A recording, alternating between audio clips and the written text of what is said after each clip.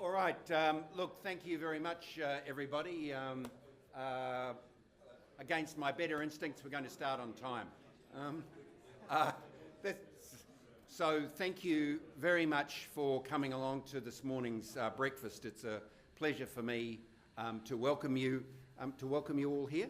My name is Toby Potter, and I chair IMAP, which is the Institute of Managed Account Professionals. So this is one of a series of breakfasts which we're holding on a regular basis. In fact, between now and Christmas, as you'll see, we have a number of similar events.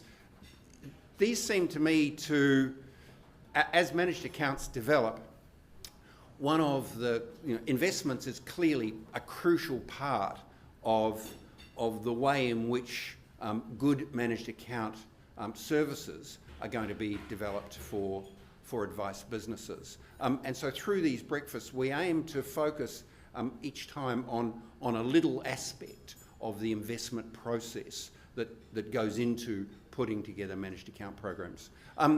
It's a pleasure for us today to welcome three presenters. Con McAvaney from Private Investment Consulting, part of National Australia Bank's consulting business. Con is a senior investment consultant within PIC. Lucas de Pourbaix, who will be known to many of you as Chief Investment Officer for Lonsec and closely involved in the development of managed account portfolios for a large number of advice businesses. And Richard Close, who has kindly agreed to step in. Richard is Director of Institutional Distribution at Antares. Our original speaker was Andrew Hamilton, but for family reasons, Andrew's had to withdraw, and so Richard has agreed to step in at about 24 hours' notice and to speak to Andrew's slides. So, Richard, thank you very much for doing that. Oops, wrong way. Let's go back. That's a funny thing. So a little about IMAP, sort of between now and it's a good thing there weren't 50 slides in that lot. So upcoming events for us, the major events that we have coming up. November the 8th, we have our annual technology conference. So to my mind, there are four components that make a managed account. So firstly, advice. They have to be given under personal advice. So we don't pay too much attention, for example, to the robo-type services, although they're coming. Advice, technology. So you have to have the technology that enables you to manage hundreds or thousands of portfolios in an efficient and compliant way. The third component is the investment component that I spoke about a moment ago. And finally, the fourth component of managed accounts is a legal structure. There has to be a legal structure which essentially embeds the discretion. So we have a conference each year for those first three: advice, technology, and investments. And Investec, our technology focus day, is on November the 8th. And then in March of next year, we run our Advisor Roadshow. This will be the fourth time we've run the Roadshow, and it focuses on those elements of managed accounts that speak to the licensee and advisor's view of a managed account. What does this mean for our business? How do we take clients on the journey? What does it mean for advisors? How does it change the roles that each party takes part in or fulfills? Next year, I think the theme which we've settled on already is the future of advice. And all of us will be thinking, I'm sure, about what the implications of the Royal Commission and more importantly, ASIC's response to the Royal Commission will be, and how that will change advice. And we'll be focusing to a substantial extent on those elements in that Advisor Roadshow. Other things which we do, as I say, Investec. Next week, Jonathan Sheed from State Street Global Advisors will be talking about retirement incomes. Jonathan is an actuary within State Street with a speciality in retirement incomes, and we'll We'll be talking about retirement incomes and how they play out in a managed account world. And then in the middle of November, Stamford Brown, who were the winner of our the licensee managed account service of the year in the inaugural IMAP Managed Account Awards, Jonathan Hoyle, Ashley Owen and Vincent O'Neill will be talking about the way in which they've made a managed account program work within the Stamford Brown business. And then our next webinar from the FPA Congress will be on best interest topics. And we'll have a participant from the FPA as well as Macquarie and Mason Stevens. Just a couple of points about Investec. So we have a keynote speaker brought to us by Praemium. Michael McQueen's a well-known keynote speaker. But other topics which we'll be covering, John Barton from MGD in Brisbane will be talking about how he's thinking about putting together the technology stack for an advice business. So this takes a coffee conversation with a back of the envelope sketch from him and his foolish agreement to turn that into a presentation into a more formal view. Morningstar are going to be talking about some work they're doing in the US around applying technology to best interest obligations, which are not dissimilar in the US to ours here. Macquarie and Class are going to co-present on a topic around open data. So open data is very much part of open banking, but it's got real implications for advice and the ability of advisors to really understand what their clients own, have, do, transact. And so Macquarie and Class will be talking about open data and what that means for advice businesses. Couple of fintechs, so Practify, Financial Simplicity, Quilla, Fincast will be showcasing what they do and where they fit. And NetWealth then who've made a speciality of this technology area, have a workshop which they've developed for us around how to choose the technology that's appropriate for an advice business. So I'm looking forward to that. And I'm looking forward to it being finished as well, as any of you who's organised a conference will know. You go through the excitement phase, the oh my God, how many days left before we have to put this on phase, and then the relaxation phase.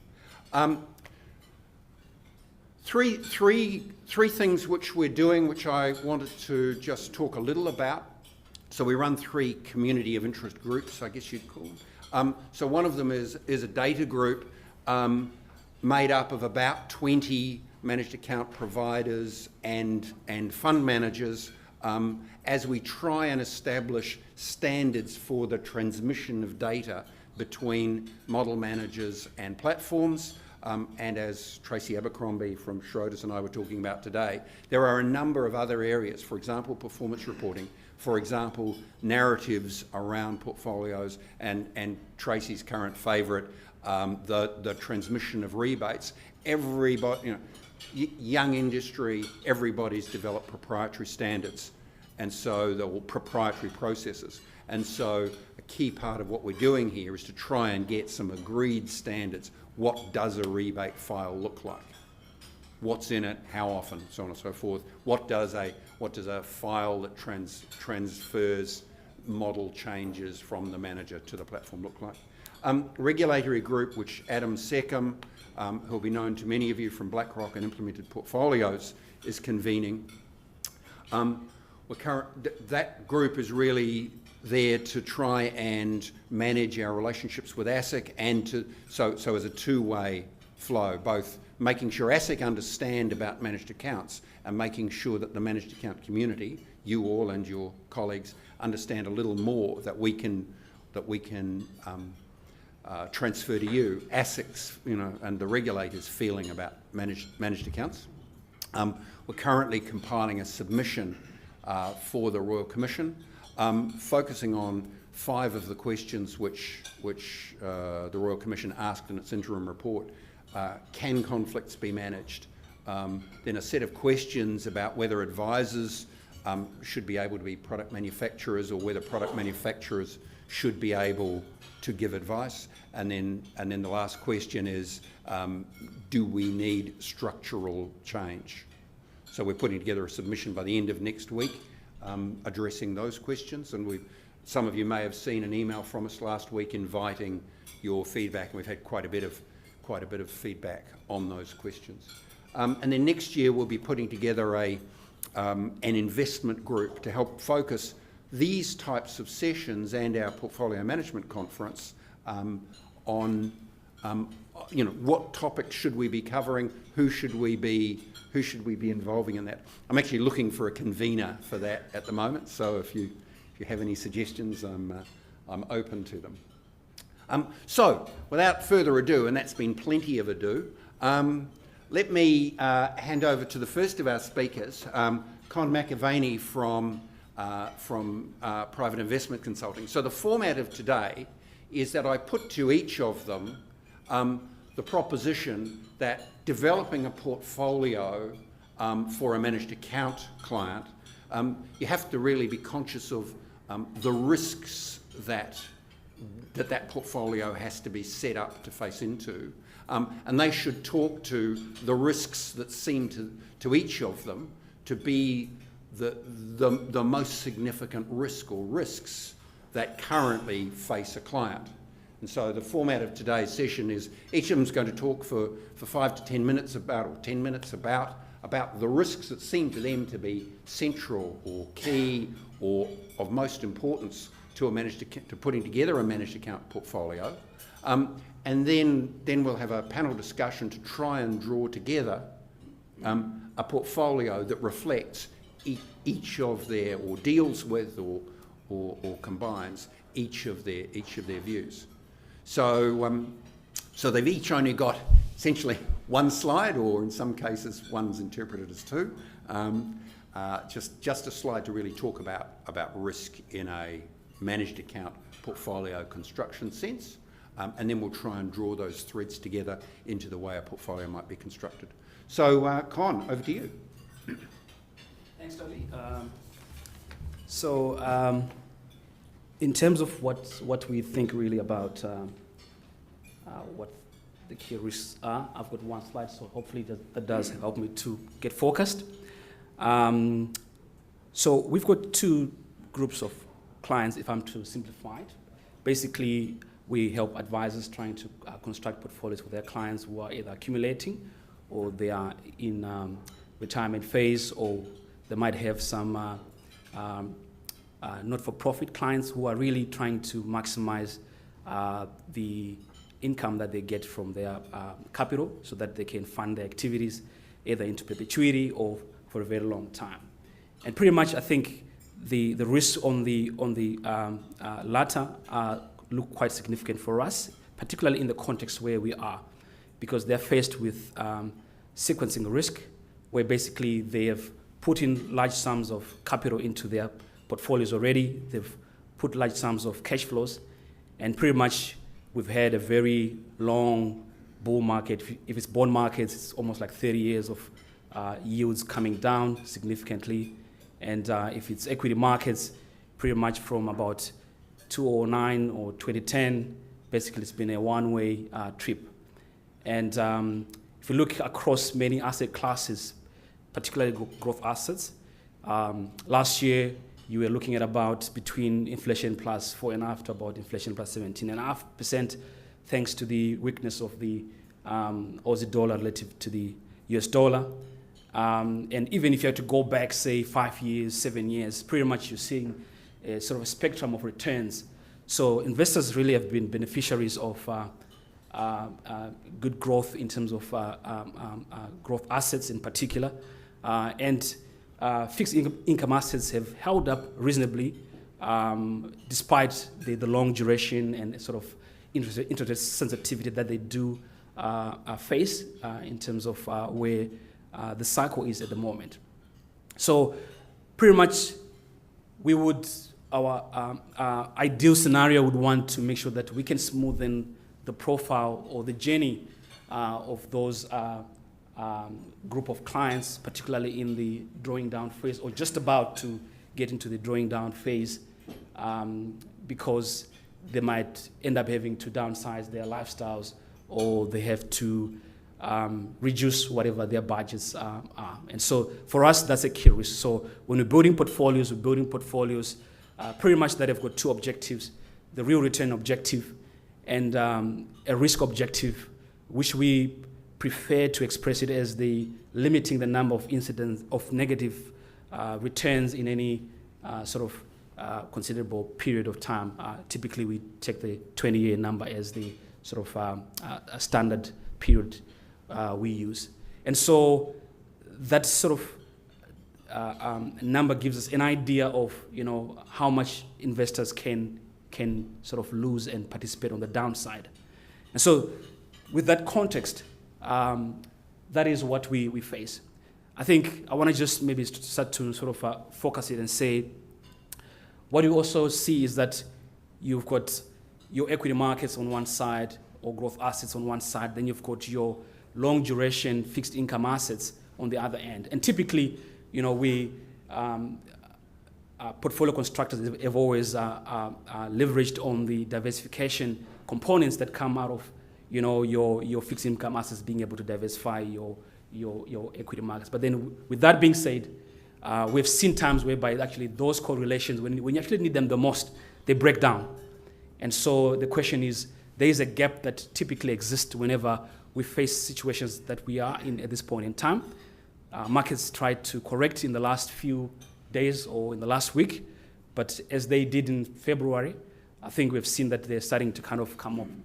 Volatility has also started to come back from the 25% to about 18% if you're looking at the VIX or if you're looking at the AVIX.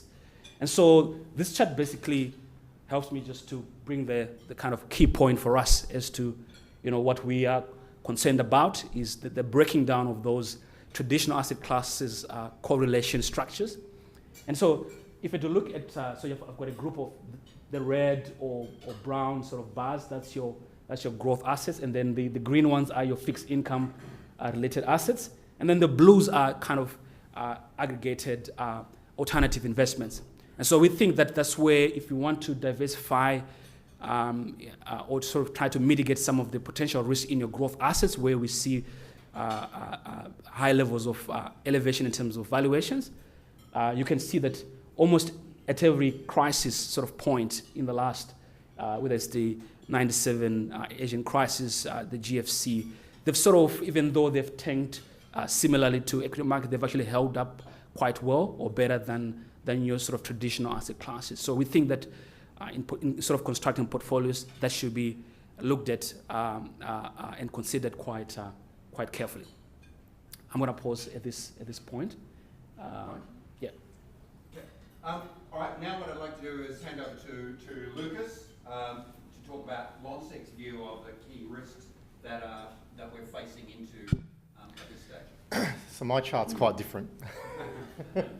So the low interest party bus. So further to what Cons, I guess, commented on, we've had an extended period of, markets really fueled by liquidity and leverage. And if you think about any market cycle over history, generally the things that have unwind cycles are related to leverage and liquidity. So if you think about quantitative easing, we've had central banks in the US, in Europe, but also in China, pump massive amounts of liquidity in the markets, which is held and which has been conducive to equity markets and growth assets. Now, in such an environment, everything goes up, and there is generally you'll get bubbles forming, and parts of the market which sort of accelerate a lot harder than others. And you see that with some of the tech stocks, obviously in the US market, which have certainly been the driver of markets within that sector. At the same time, we've had, from a bottom-up perspective, companies being able to access cheap debt. So as interest rates have come down, from a bottom-up company perspective, they've had ability to really grow on the back of cheap debt. Now, that environment is starting to change. We're seeing the Fed tighten and raise rates. So that access to cheap debt and certainly asset classes that are priced sensitive to the bond yields, that those are coming under increased pressure. I guess more broadly, the other thing we're thinking about is geopolitics. Now, geopolitics are always around. They're not a new thing, but we do think that this time around, particularly with things like trade wars, they are having an impact in terms of creating volatility in the market, but they are also having an impact in terms of potentially long-term growth. And you're already seeing within the Chinese market and the impact of US sort of Trump's strategy of harmonising tariffs between countries, starting to have an impact on the Chinese economy. Because despite China having a long-term goal of being a consumption-led economy, it is still very much an export-based economy. So if that continues, that may have a longer-term impact on growth. So we've had, in a nutshell, really 10 years of fantastic returns. If we look at our long-term forecasts for asset classes, generally returns have been in excess of those long-term forecasts, which has been a really good outcome for clients. The risk is that portfolios generally have gravitated to those areas that have done really well and possibly been less diversified. So, if you've had exposure just to beta, just to the market, that's been a great strategy because everything's gone up, okay? Growth, if you look at investment styles, growth has outstripped value by a mile in recent years. So the risk is really that we've become complacent and that by proxy of the market going up, we've maybe had portfolios that are too focused in certain areas. So the key thing we're increasingly thinking about is the need for diversification, and not only asset class diversification, but diversification within asset classes. So if you think about that more from a granular perspective, if we look at equities, diversity of styles, so value, growth as an example, but also diversification of strategy. Do you look at long short more as a key part of the portfolio, where if we do get more divergence in returns, which our expectation is that we will, that strategies that can maximise and generate returns from that. Within fixed income as well, again, we've seen some parts of the fixed income markets do really well. Some of those parts are more correlated to the equity part of the market, and also we need to be conscious that within that part of the portfolio, despite you still need some duration. So there's been a sort of big shift out of duration because of the notion that interest rates will go up, but we still think duration has a role to play. And some portfolios that we've seen in the market has probably swung too far the other way, where yes, they're getting nice yields, but to be honest, they're very correlated to equities in that fixed income part of the market. So I think it's a time to sort of look at portfolios, look at not only asset class diversification, and certainly we've been allocating more to things like alternatives within our portfolios, with a view to add that diversification in terms of being able to access different sort of sources of returns, but also intra-asset class, ensuring that we're not all anchored to one bet. And we do think that the increased dispersion is going to be more conducive to active management. So beta absolutely has a role to play, but the more dispersion you get, there will be more opportunities, we think, for quality managers to add value through active stock selection. So I'll leave it at that and pass on to the next speaker. Thank you very much, Lucas. Now, our final speaker is Richard Close. Now, Antares, as of course you all know, are a specialist Australian equities manager. So Richard's perspective is, rather than the more diversified portfolios that Con and Lucas have talked about, they're really focused on the Australian equities component, and then we'll try and draw the threads together. Thank you, Toby. As Toby mentioned before, I was pulled in at the last minute to do this. So if I can sort of speak to Andrew Hamilton's slides, our head of research, and I pull it off, that is proof that our process works. Okay. Risks. Coming last, you posed the risk of having to speak for the third time on the same things. At the moment, we see plenty of risk, but obviously, where bond yields are at the moment, is our major concern. On top of that, obviously, the trade jitters, China. It's not just that; it's NAFTA and Europe as well that Trump is managing to pick fights with. Geopolitical stability, what's going on in the South China Sea at the moment. I think that, particularly for us living in Asia Pacific and ourselves as being Aussie equity managers, is a bit of a concern with China sort of flexing their muscles. The managing of Brexit, or the mismanaging of Brexit as the case may be. There's no shortage of risks on the global stage. Another one I would sort of pose at the moment is what happens with China. They need to deleverage. Their economy is at full capacity, and that's something we're going to have to face up to, certainly in the next 18 months. Domestically, we are facing a property market, which I think everybody, or most people would agree, that is now radically overheated. And what are the implications for that on our banks, who are also, of course, being faced at the moment with the Royal Commission and the adverse findings out of that. The banks, don't forget, represent 4 of our top 10 companies in this country, and a massive consideration when building a portfolio. Finally, another domestic risk we see is retail trade. There are 2 aspects there. Number one is the wealth effect that has been caused by a rising property market will affect retail trade, guaranteed. It probably is already. The second thing, of course, is the influx of the dot-com companies, and I speak specifically there probably about Amazon. That will be an increasing influence over our domestic retailers, listed retailers, over the next 12 months. Most importantly, though, is none of this is new. It's not different this time. There are always risks in the market. And I've been in this business quite some time now, and there's always something. There was the commodities slump in the late 90s. There was the Asian collapse, yada yada. None of it changes. Markets are forward-looking, and of course that creates uncertainty about the future, and that risk that you get from that uncertainty is what helps you get returns.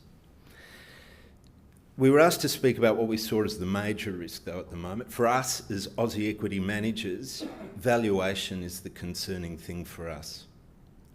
The rising bond yield market and what implication that has for valuation. Bond markets peaked in 82. We've seen yields coming down for 36 years, and what that means is that there is a raft of people working in markets today that have no idea what the opposite looks like. And we've got to think about that. We've got to think about what implication of a new bear market for bonds will have on a whole lot of people in the marketplace that have never seen it before. Now, we have seen rising rates in the United States in recent times. That didn't have any effect up until last week on equity valuations, as people became euphoric about what the recovery of the United States might mean. But of course, overlaid on top of that is things like, the trade wars, etc., that act sometimes as a catalyst for that valuation check. I worked with a fellow called Dr. Don Stammer, who I'm sure many of you know, when I was with Deutsche Bank over in London some time ago. And I used to take him around to see European and UK fund managers. Don's comment about risk was always, you could name all the things that the strategists and the economists talk about, but Don always talked about the X factor. Collapses in markets, major market corrections, are always caused by what we don't expect, the things we don't know. So how do we manage for those? How do we manage the risk in those cases? And in our context, as an Aussie equity manager,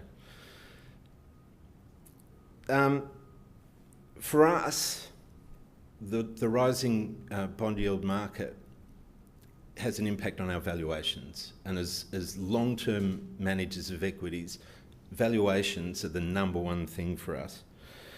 Obviously, higher bond yields mean higher discount rates, changes how we construct our MPVs, and has dramatic effects on valuations. It also signals stronger economic activity and the potential for recession further down the line, but that's not so much the game that we're in, as we don't sort of see ourselves as being macro forecasters. We're very much company focused. We're asked to speak a little bit about risk control. The way we control risk, particularly in markets like this, but our approach is always consistent, and that is we understand the companies that we're going to invest in. That is our form of risk control. We know the company inside out. We know the company structure. We know the industry that it operates in. We have a very, very close relationship with management to try and understand whether they're capable of executing the strategies they talk about. We have very strong ESG research and considerations which are factored into our valuations for our companies. So what we want to do is value the company correctly over the long term. We model 10 years forward cash flows. 10 years forward cash flows and balance sheet to give a very robust view of the company. And then we obviously compare with current share prices to see whether or not there's opportunities or sell signals or what have you. Most importantly for us managing for risk is that we don't use short-term views on discount rates or interest rates. We use a long-term interest rate assumption for our DCF calculations. So, as I said before, 10-year DCFs, we look through cycles. So what happened last Thursday really means not much to us. We actually had an equity, we have a quarterly equity day in-house where we're locked in at 8:30 in the morning and not let out till 5 o'clock, and we just talk about stocks all day, what the major changes have been. It's a bit of an in-house discipline that we have. And on Thursday, of course, the market was falling apart. It doesn't really concern us.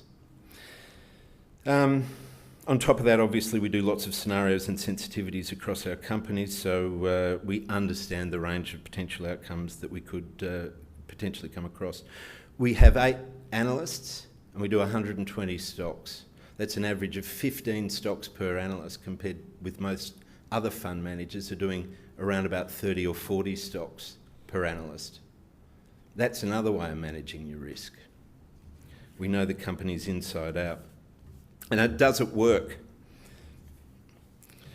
There's always a lot of criticism about active managers and whether or not you're getting anything for your fees. Yes, it does in our case, because we've outperformed in every single major market downturn since we started up 24 years ago as portfolio partners. Every single major market correction down, we've outperformed. So that long-term view of understanding the company and being able to value it enables us to manage our risk in equity markets. Obviously, the normal arguments about diversification in the portfolio, which I think apply to most good managers, but it is valuation which is the strongest risk management tool for us.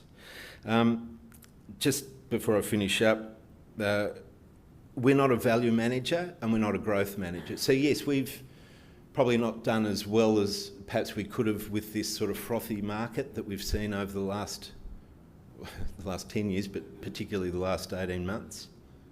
But we don't aim to chase stocks when valuations get high. Because of our methodology, we tend to have a natural form of style rotation.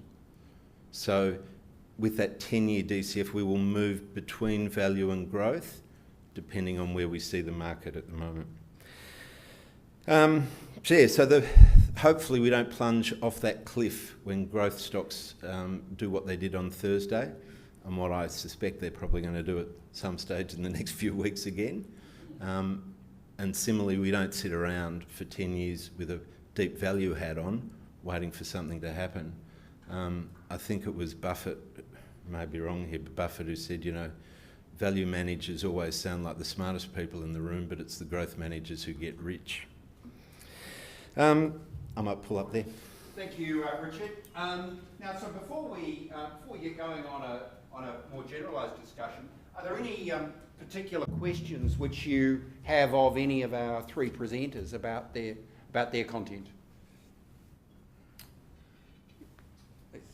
Lucas, I wholeheartedly agree with the sentiments you expressed in your piece. I wouldn't mind drawing out a couple more details about what you were saying. So you mentioned that you thought duration was still valid in portfolio construction going forward.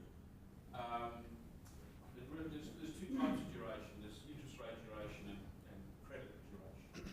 So I'm presuming you're talking more about interest rate duration, which is less correlated and negatively correlated often to equity risk. So in that, well, A, is that the case? And B, how do you separate that out in a portfolio construction method Yeah. so that you're not interfering with what you're trying to get out of the duration element by having equity-related correlated Yeah, credit? yeah. So the first part of the question, yes, I'm referring to interest rate duration. From a portfolio construction perspective, from a broad level, we sort of, I guess, distill the fixed income portfolio into three broad buckets. So one is duration, then credit, and then I guess absolute, more absolute return type focus strategies. And we will sort of, I guess, weight those segments depending on the view.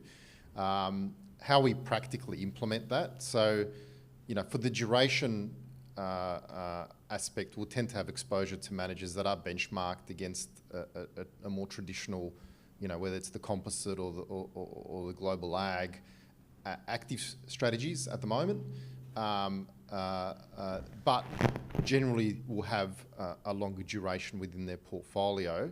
Outside of that, most of our exposure is in sort of short duration credit securities at the short end of the curve, floating rate in nature.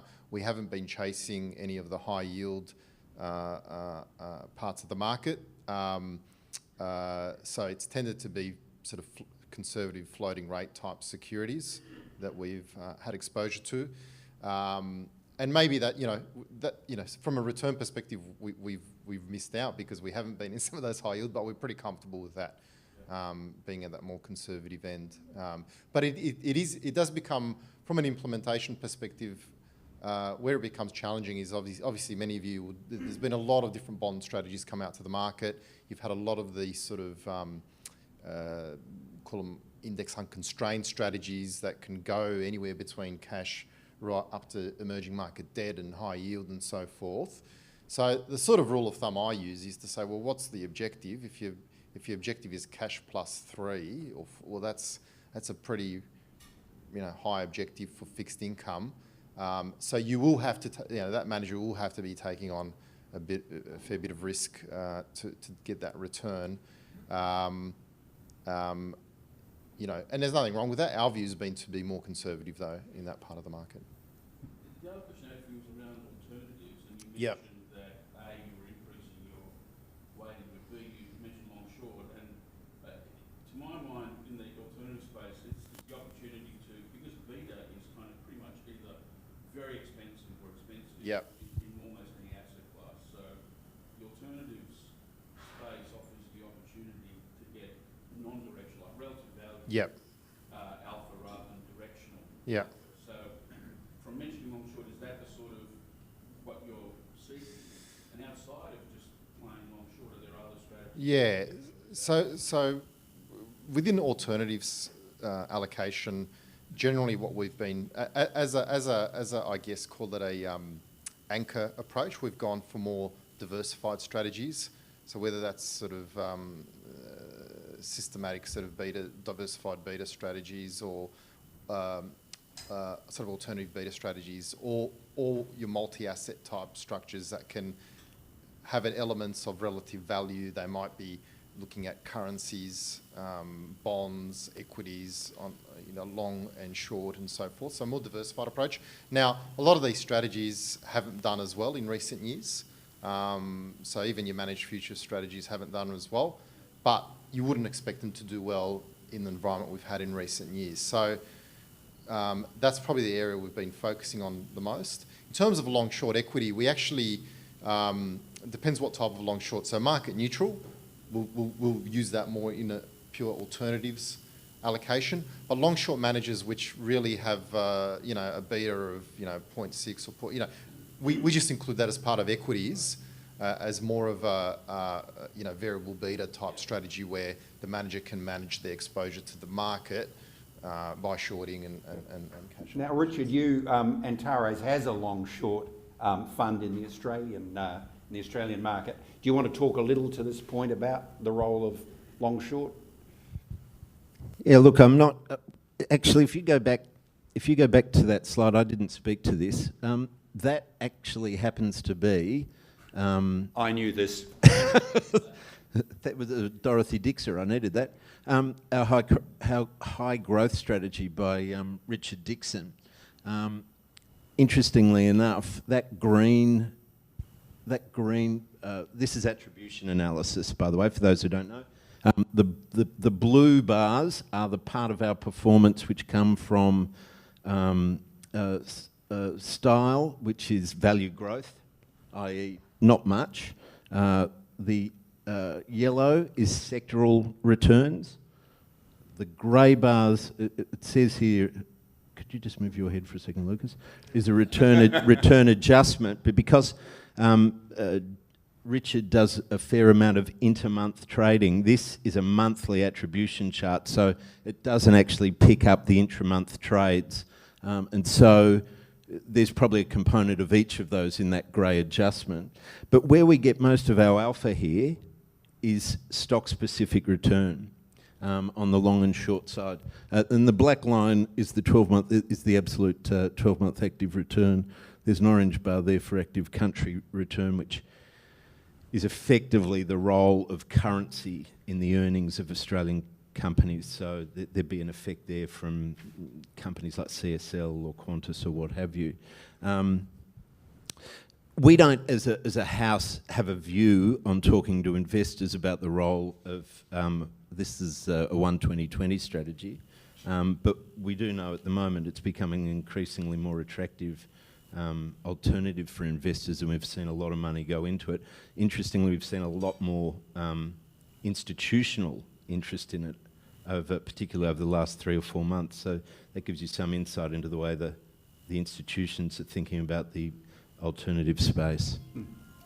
All right. So before we move on, are there any other questions? Richard, yeah. I meant to say turn your phones off before the. My wife just checking for it. Richard, you talk about market risks, and you could argue that if it's a known risk already in the market, therefore almost investing the unknown. But the risks that we know about, which are the main ones are mispriced at the moment? I agree with your comment. First of all, and I think it's why I made that comment about the X factor from Don Stammer. Never a truer word was spoken. I often look at people, particularly, the market strategists that come around from brokers and things like that. And I was an institutional stockbroker for quite some time myself, and there's a lot of waffle go on about the risks in the marketplace. I think they're just finding space on slide decks to fill up, because they should be priced into the market if we have any understanding of rational markets. A lot of that should be priced in. Again, I don't know what it is that's out there that is going to spook the living daylights out of us, but I know it's out there. And of course, when that happens, it's like a flat tyre. If you're going at 200 kilometres an hour and your tyre blows out, you're going to have a pretty serious accident. If you're only going 30 k's an hour, you can slow up and correct. We're probably going about 120 kilometres an hour at the moment. And I don't know what that what that change is going to be. If you ask me personally, I think domestically it's going to be the property market. But which of the current known risks are mispriced? Are mispriced. Look, we, as a house, we don't do macro forecasting. So I think it'd probably be wrong for me, as a personal view. I think probably the impact of the rising bond yields in the United States and the impact it had particularly last week, I think that, I mean, at the end of the day, the US economy has got a lot of room to grow. It has got capacity. It is pushing the upper limit at the moment in terms of the unemployment rate. But if you go and look deeper at the numbers, you'll see that there are actually a lot of people that are not participating in the workforce in the United States at the moment. So there's room there. You know, and common sense tells you that they've had 15, 20 years of you know, buying off the Chinese, etc., and their own, you know, domestic manufacturing sector has sort of deteriorated. Common sense tells you it just didn't turn around since Trump got into power. So I suspect there's a lot of room there, and I think we'll get more comfortable with economic growth in the United States again. Because so one of the, if I can just interrupt, I mean, one of the options about misprice, Richard, is risks that are misunderstood. They're priced for an understanding that will turn out to be incorrect. I think Grant Samuel were quoted this morning as saying they think US cash rates are going to 4% in the near future, and that the market's pricing for a 3 to 3.5% short-term US rates. yeah, look, I think it goes back to, you know, as I said before, 36 years we've been in this bull market. There are generations of people that I've worked with on trading floors who have no idea what the alternative looks like. So kind of common sense tells you that when all of a sudden it reverses and goes the other way, they're going to panic. You know, that psychology thing swings both ways, and I think we're seeing a bit of that in terms of, you know, the concerns over bond yields at the moment. So let's bring the discussion then back to the advice that you'd give the investment committee of an advisory business putting together their balanced growth, conservative, managed account portfolios. So Lucas and Con, I mean, you and your organisations are actively involved in giving advice to those investment committees. So today, whatever it is, 15th of October, what should be the approach they take? So we had our investment committee last week, for our asset allocation investment committee. And just for context, I mean, within that investment committee, obviously, we've got our sector leads, we've got external members, so Felix Stephen, some of you may know, used to be head up strategy at Advance, and Damien Hennessy, who years and years ago used to be CIO at HSBC. And so it's a pretty good forum in terms of looking at these things. But the things we focus on are, so valuation, where we are in the business cycle, and momentum, sentiment factors. Now, valuation is a long-term indicator. So things, you know, valuation signals are probably a 7-year plus, in our mind, indicator. So things will look expensive for a long time, or cheap for a long time. So a lot of our discussion was where we are in the business cycle. So in terms of where we are in the business cycle, from a business cycle perspective, yes, we still think there are positive indicators. I mean, if you look at, I guess, sort of the key economic metrics you see coming through, things like the PMIs and so forth, yes, there is a downtrend, and but they are still positive. And so there's still sort of room for expansionary, you know, positive, I guess, policy which will for equities. But I think, and momentum has still been pretty strong from a shorter term perspective. So despite valuations being where they are, but having said that, I think that from a more secular perspective, it's looking at liquidity in the markets. And I think that's where you know, what unhinges markets is you can have your discipline of valuation and all those things, but it's then sentiment and flow of money that has an impact. So we are seeing some risks there starting to pop up. So effectively, we're fairly neutral on a lot of the growth assets, but probably our biggest overweight exposure is alternatives, and we're holding a little bit more cash. And that's really more to say that we're 10 years into the cycle may continue. There's no red flags at the moment, but there are risks increasing. So rising interest rates, some of the data on the economy starting to taper a little bit. So we've looked for more uncorrelated assets. So Con, within the view within PIC, where do you sit relative to the ranges of the asset classes that you take into account? Yeah, so we pretty much have got a moderate underweight to growth assets in aggregate, and pretty much similar to what Lucas said is we look at three fundamental things. So we've got your valuations, which are very key to how you construct portfolios. Then we're looking at your fundamentals, so profitability of companies or shares in general. And then the last thing being sentiment. And so if you look at sentiment, really, you almost have to go back like 9 years, 8 years there. It's very, very high. So the market really complacent.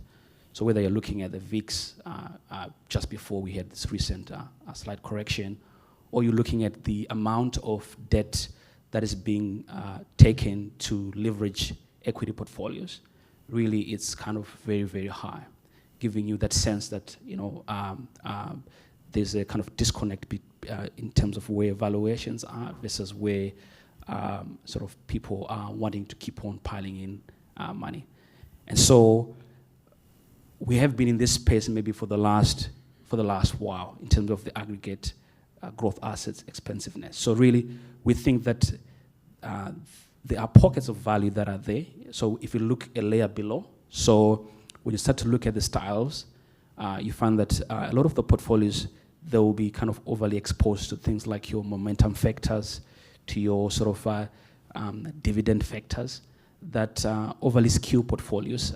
And so we will prefer to sort of have some tests done on the combination of your sort of equity composites, just to see, whether you've got a balance of factors that if any of these sort of significant risks hit the portfolio, at least you're not too overly exposed to, say, your growth factors, momentum factors, particularly with having a very sort of long bull market. You find that your sort of large caps would have been carrying you, and the reverse cycle can sort of easily take place and overexpose the portfolio. And when Lucas spoke, he talked about that now we're moving back to a time for active management instead of beta exposure. Do you guys have a view on whether that's in fact the case, that we should be favouring active managers or style or particular styles? Precisely. So we, at this point in time, we prefer to have active managers, particularly if you look within the Aussie market, where obviously because of the concentration risk, you take into account the property market, you take into account the banks, and your index. If you say, for example, just take the ASX 200, huge concentration risk there. So we feel that especially whenever you are in a late cycle, active managers, they tend to really outperform in sort of market corrections. And so we think that there could be value extracted there. We also think that even within global equities, there are pockets of value.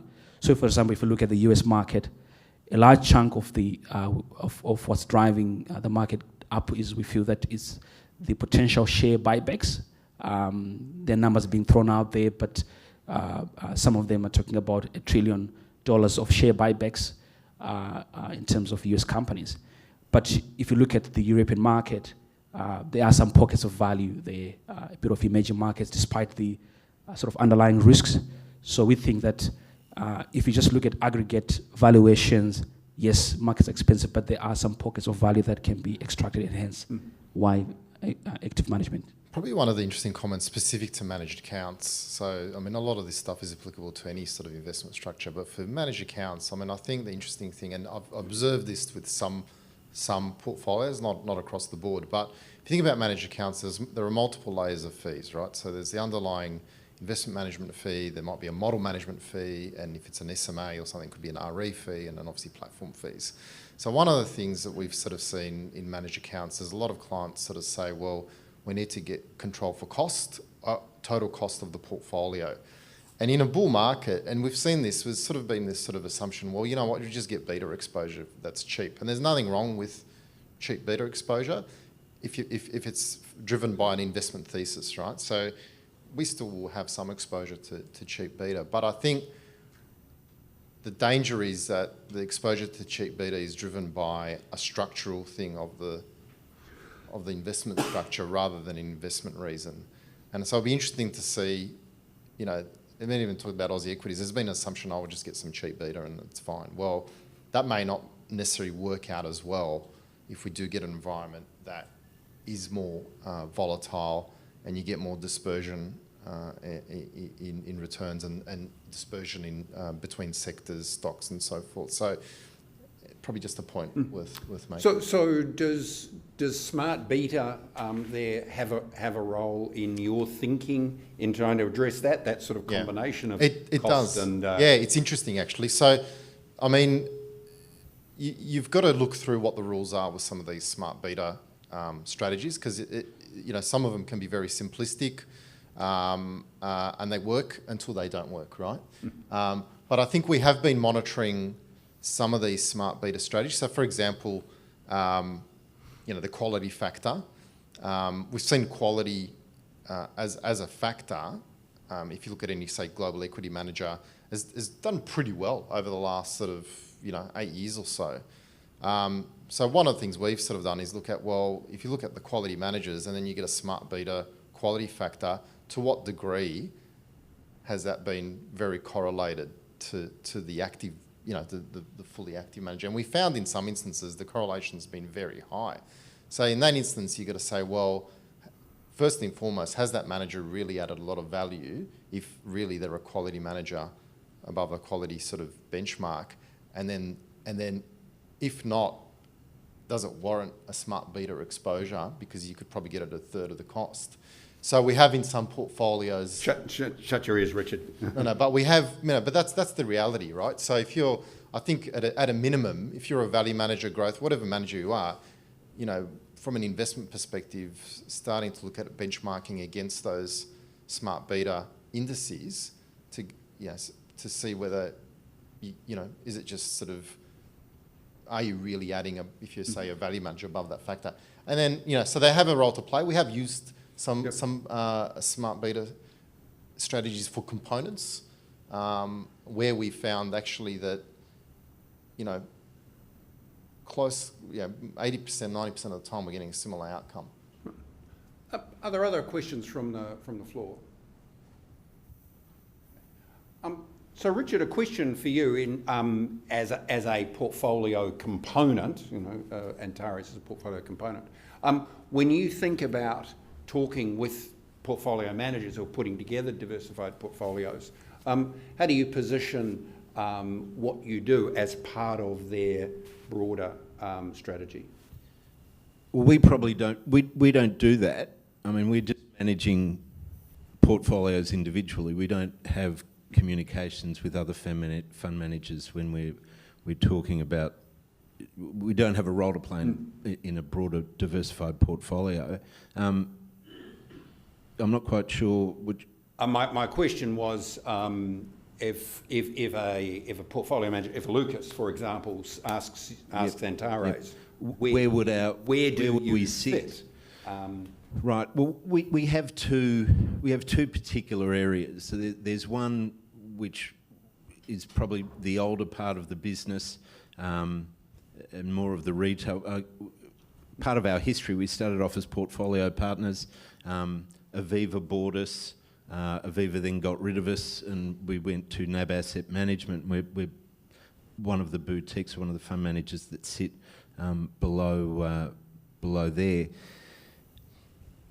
Some of the funds that came in through Aviva are very much income or core, if you like, strategies. So we've got the dividend builder and the core strategy, and they are quite distinct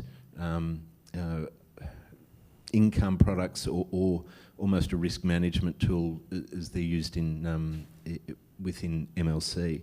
Then we've got, I guess, the funds which I more actively market to institutions and which are also on our SMA platform, and what I call the high alpha strategies. So we've got 30 stock portfolio, which is a broad large cap portfolio that Nick Pashius runs. He's got around about 1.5 to 2% since inception, which I think was around about 2002. Don't quote me on that. Which is a pretty steady level of performance if you want that large cap exposure. We've got mid cap exposure through John Guadagnolo's fund, which has had stellar numbers over 1, 3 and 5 years. So there's something there for most areas. Could I just address one question before this gentleman over here talked about what was mispriced, etc. What I didn't say, I was speaking more about bonds, but let me speak about what we know about more specifically equities. I do think at the moment, obviously, we all know that the growth stocks are overvalued. What we don't think about, what a lot of people don't think about at the moment, is to what extent they're overvalued and what role passive index funds have played in pushing them up. As someone who spent 17 years on the sell side, I can tell you right now, it will have had a massive effect, that momentum or shoving money into the large names on indices across the world, not just Australia. And of course, with a growth bent and frothy markets, that process is exacerbated even more. What I'm quite concerned about, and when you talk about what area is most mispriced, what I'm very concerned about is when we get a major market correction, and we will get a major market correction, there's no doubt about that, is the money from the index funds, the passive investors, and this is what they don't tell you, trying to get out of those names in a hurry. And it's going to be like a fat man trying to get through a keyhole.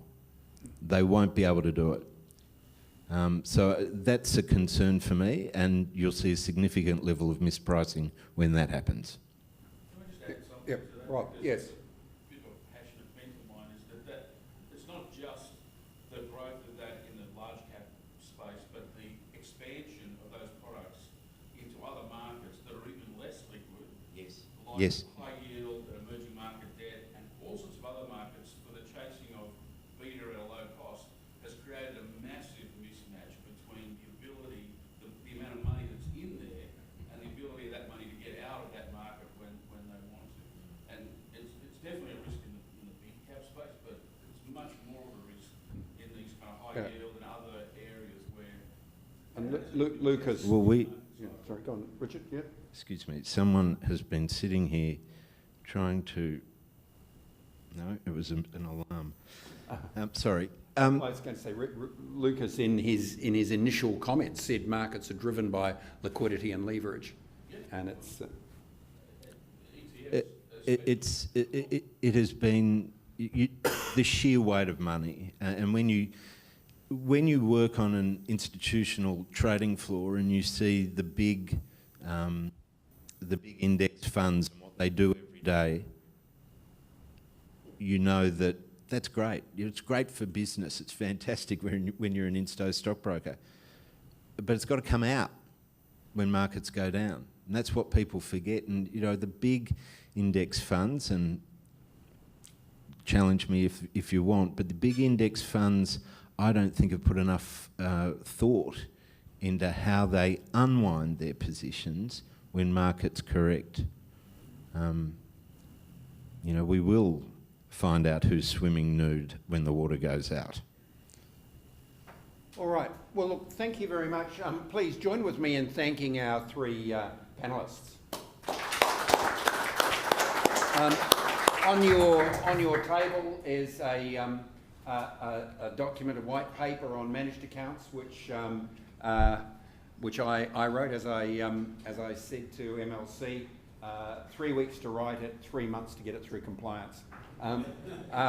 Based on the investment trends data, which MLC are the sponsors of. So take it away, have a read. It's, certainly the data is interesting and tells us that managed accounts really are a significant part of the advice industry. Just to put it in context, I've been thinking about this a little lately, and the total personal investment market in Australia, according to Rice Warner, about $5,000 billion, about $5 trillion. Platform market around 800 to 850 billion. Managed accounts around 60 billion. So it's part of the market that has an enormous potential for growth. In fact, we've done a little diagram on how it all ties together, which I'll be putting on our website in the next few days. So thank you very much for coming along.